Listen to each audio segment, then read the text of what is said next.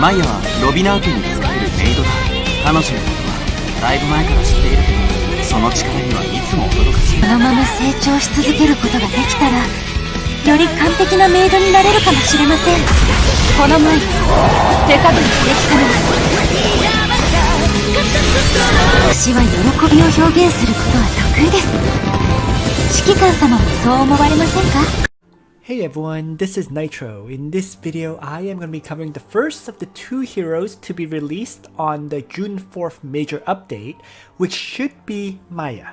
Now, the first thing I should mention about Maiya is she is a hero that gets massively censored.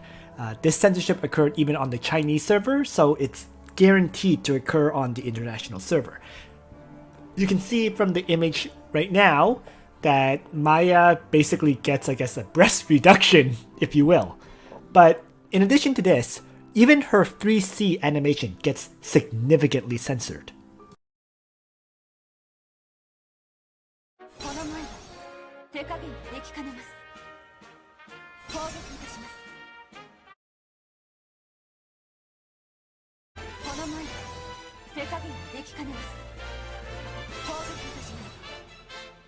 So, despite the waifu maid censorship, let's talk about Maiya in combat and her utility. Okay, so Maiya's talent is the Almighty Maid. When there are enemy units within 2 or 3 spaces of her, her intelligence increases. Okay.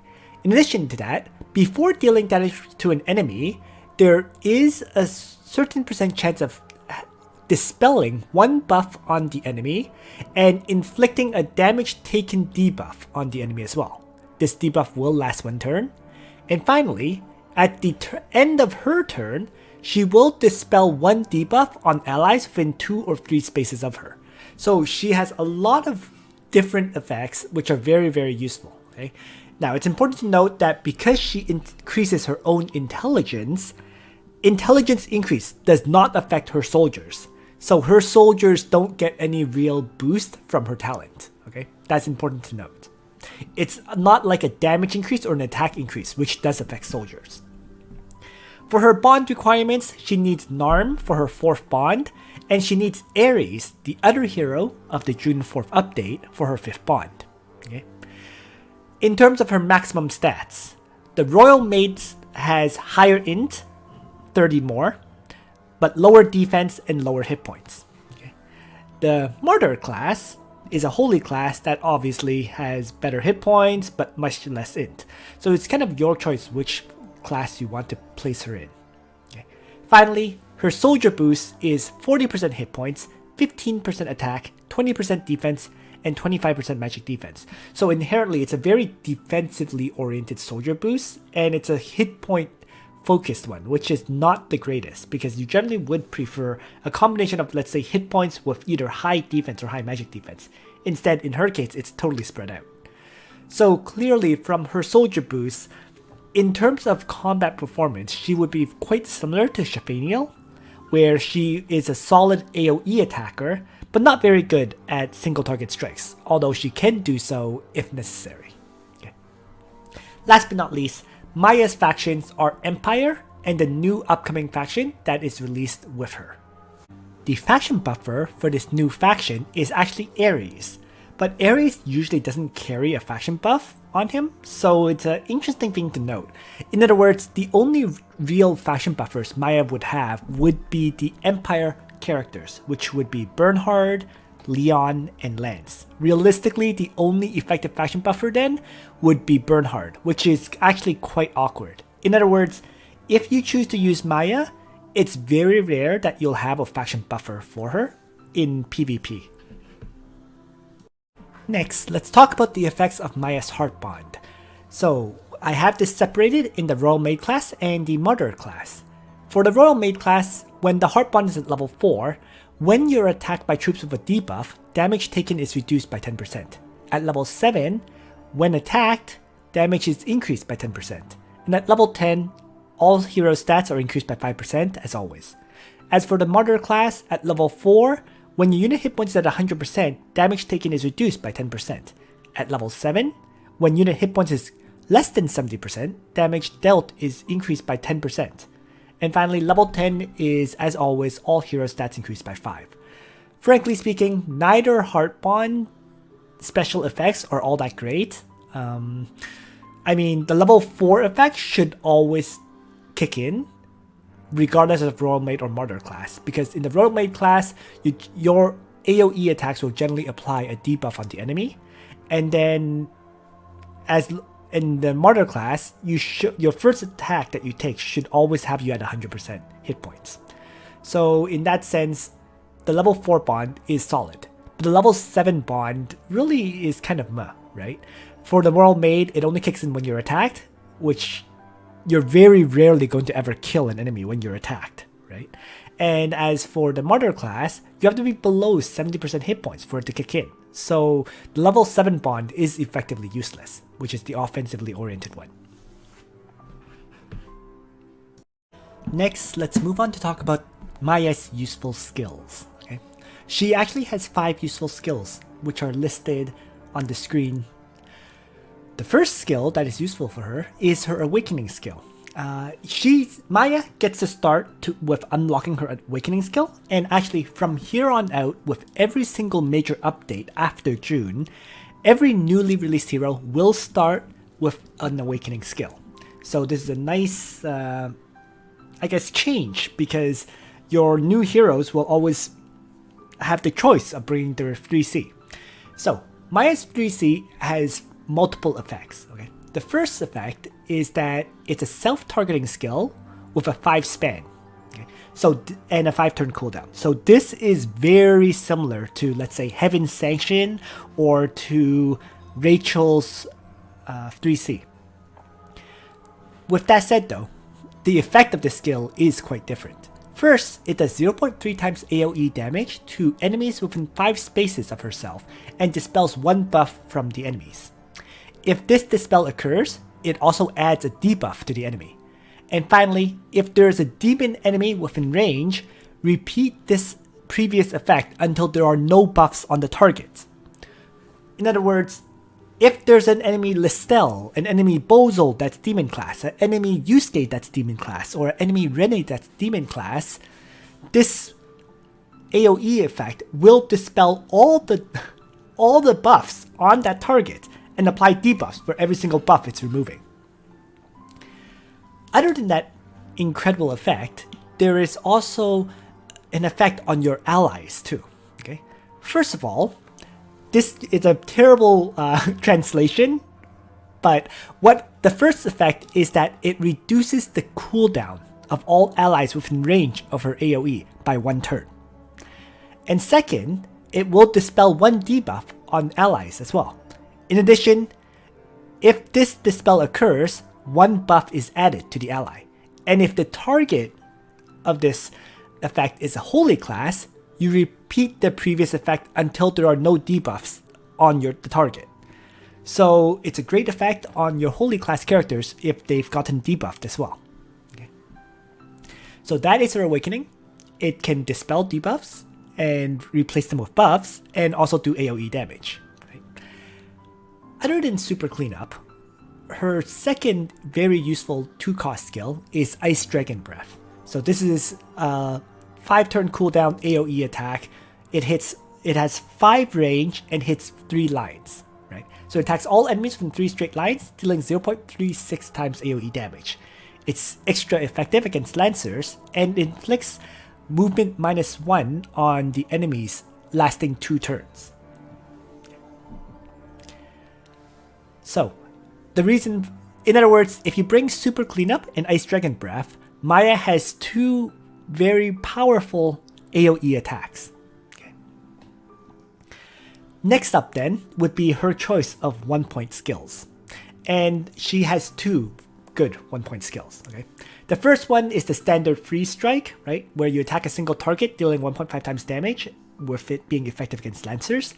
The second one is currently translated as Super Growth Plan. It costs 1 point, and what it does is it's a passive where if you're using melee soldiers, their range is increased by 1. And in addition, if you're using maid type soldiers, like mass maids, she gains immunity to fixed damage. So, in other words, with mass maids, she cannot take any kind of fixed damage. So the mass mates themselves, if you're attacking enemies, they won't take any fixed damage before combat. In addition, she's immune to fixed damage from things like Listel's Blood Dance, or from, let's say, Zerida's Backstab, and so on and so forth. So it's a very useful 1-point skill. Whether you bring Super Growth Plan or Freeze Strike would be very dependent on the situation you're facing.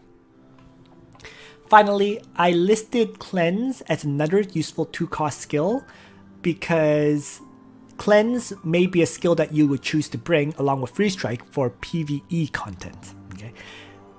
Generally speaking though, for PvP, you're going to bring the top 3 skills, Super Cleanup, Ice Dragon Breath, and Super Growth Plan. I should also mention that she has 2 other AoE skills. The first one is Holy Missile, which is the same skill that Ares has. It's a single line attack that hits 6 range and can dispel 1 buff from enemies. Okay. As for the second AoE skill that she has that could potentially be useful, it would be Decay. Right? Because Decay cannot receive buffs on enemies. The reason I don't list those 2 skills here as being useful skills is because they both inherently have major range limitations. Decay has major range limitations, and Holy Missile is just a much worse version of Ice Dragon Breath in a lot of ways. So, given that's the case, both of those skills are not placed here. Next up are the materials required for Hero Awakening. So, for Maiya's first awakening, she needs 5 Splendid Stardust, 8 Abyss Crystals, and 8 Life Crystals. As for her second awakening, you're going to need 5 Eternal Moon Splendors, 12 Pure Continental Hearts, and 12 Pure Monsoon Hearts. So, I mean, it's just materials that you need to gather if you want to have her fully awakened as soon as you get her. So now let's talk about Maiya's soldiers. So, Maiya has access to 7 Tier 3 soldiers, and they are Masked Maids, Wizards, Zealots, Dwarven Adventurers, High Elves, Samurai, and Exorcists. Okay. Of these 7, I would say truly only 2 are very useful for her. And the other 5 are much less useful. Okay. And I'll go over why. So, first of all, the other section has the High Elves, Samurai, and Exorcists. These 3 are in the other section because inherently they have much less stat buffs compared to the other soldiers, so right from that you don't particularly want them. Okay. So with that mentioned, let's talk about her preferred soldiers. Right? So Masked Maids, they are preferred because as long as you have her 1-point skill that benefits these Masked Maids, she becomes immune to fixed damage, and these Masked Maids have 2 range so that she can launch ranged attacks and have these Masked Maids participate. In addition, these Masked Maids will not lose 5% of their current health at all. So that's what makes Masked Maids great for her. Of course, that assumes you bring that 1-point skill. Next up are her Wizards, and Wizards are her only soldier that does magic damage. So if you're in a battle where you need her to do magic damage and not physical damage, Wizards are the soldier of choice. And in addition, the Wizards do get the attack increase of 30% as long as they're attacking. Okay. Zealots are similar to Masked Maids in that they can get up to 45% stat increase. The problem with Zealots, especially in PvP, is that I previously mentioned how it can be quite difficult to get a faction buff for Maiya. And because it can be difficult to get a faction buff for her, Zealots becomes not exactly a preferred soldier as a result, because if she can't get 3 buffs, the Zealots aren't getting their stat buff. It's just that simple. Okay. Lastly, the Dwarven Adventurers, I'm not entirely sure on, because on one hand, it does increase the unit damage by 15%, which also applies to AoE attacks. The drawback though is that the hero's skills all become linear skills, right? This is fine for her Ice Dragon Strike, the 3-line linear strike, but the effect of Dwarven Adventurers on her 3C may be terrible, right? Because her 3C is like a 5-span AoE attack.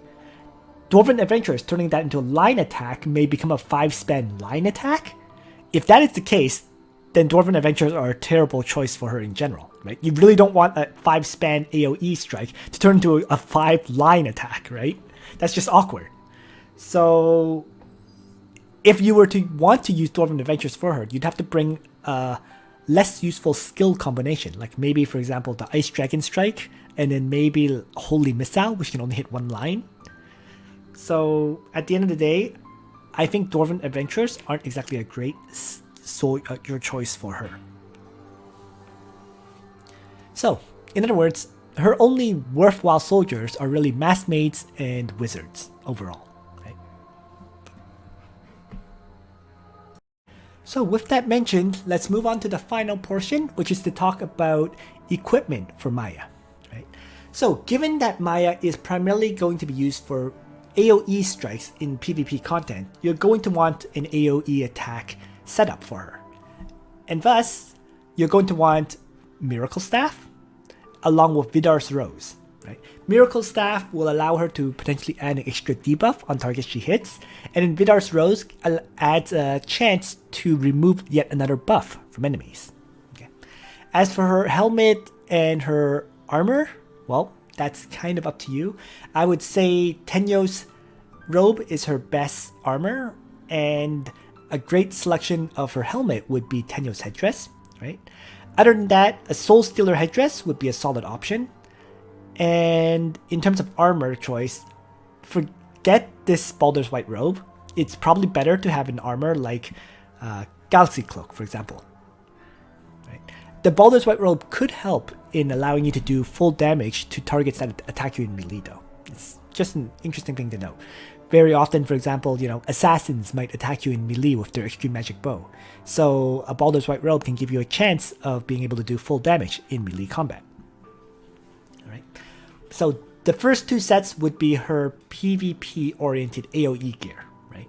But if you're not using her for PvP at all, then your other gear selection would be just, pretty standard, like single target options. For example, Blue Moon, Red Moon, this is gear that any mage could really use, right? Blue Moon or Red Moon, Galaxy Cloak, which is very common, Dark Crown, which is very common, and then the accessory could be just any int increasing accessory like Holy Ring or whatever you have available to you, right? For her enchant, regardless, it should be Clocks, because she just lacks the ability to constantly throw out skills, right? Cleanse has a 2 turns cooldown, and then Freeze Strike has a 1 turn cooldown. So Clocks could allow you to just refresh one of those skills to keep launching them. Similarly, her AoE skills, her preferred ones, all have 5 turn cooldowns. So once again, you're going to want Clocks on her so that you have a chance to use those skills more. So all of this covers my coverage on Maiya, and at this point I'm going to show example clips of Maiya in action in PvP.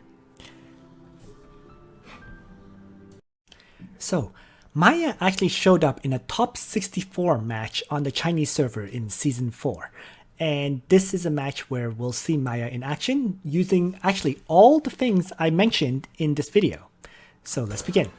So player 1 actually has Landius Listel, who is Demon class, Didelit, Elwyn, and Liana. Player 2, on the other hand, is running Landius, Ledin with his 3C, Weiler, Maiya, and Leonhard. Okay, so he is missing quite a few faction buffs, player 2, but we'll see how this plays out. So Maiya initially moves up, and this is just the initial maneuvering around, right, of characters.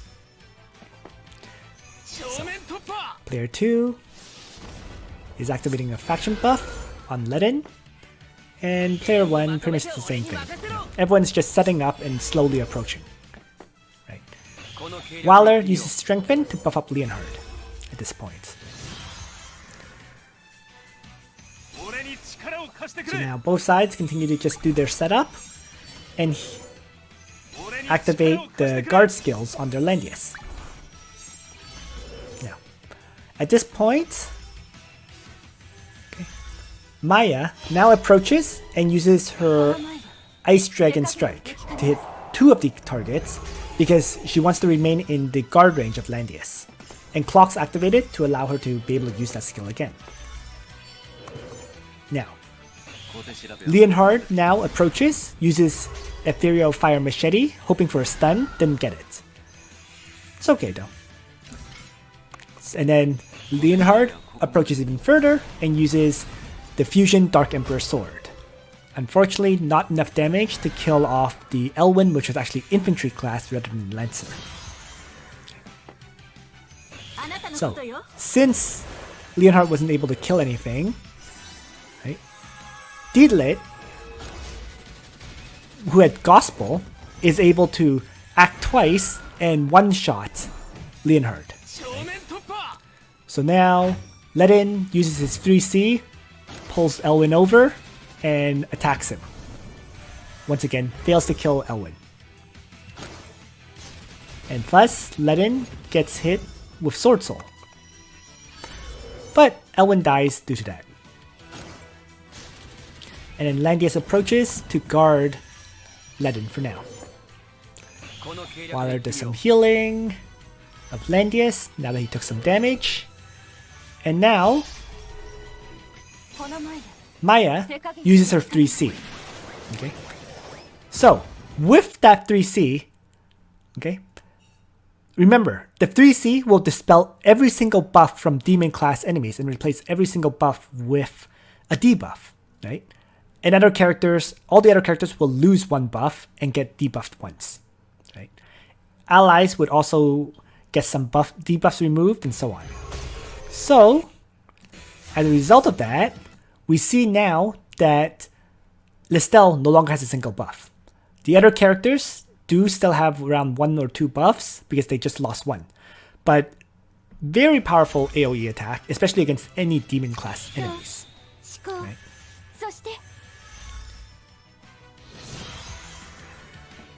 So now, Ledin tries to start running away.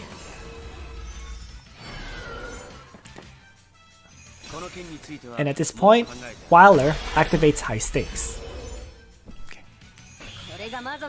Listel launches her Blood Dance in retaliation, doing fixed damage to Landius, but no fixed damage to Maiya. Right? And here, Maiya launches her Ice Dragon Strike that she activated Clocks on earlier. With this AoE attack, remember, her talent will always dispel a debuff on allies as well. And so, the Blood Dance debuff of Heal Reversal on Landius is now gone.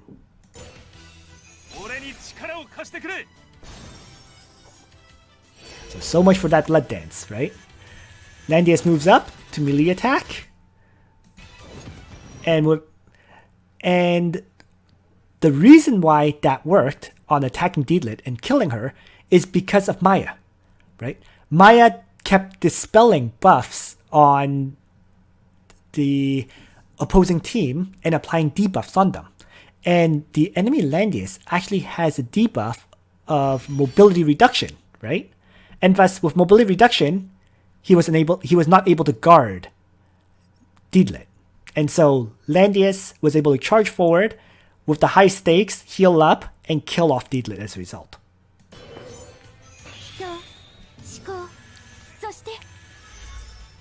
So healing is done.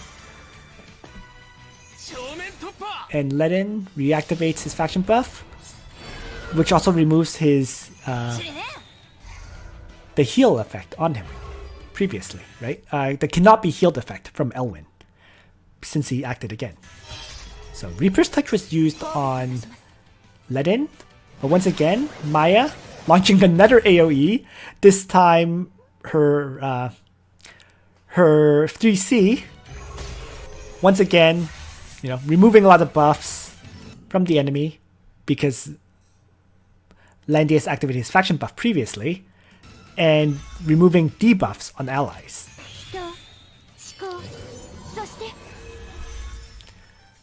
So, just keeping Listel as weak as possible is what this Maiya has been doing. Okay.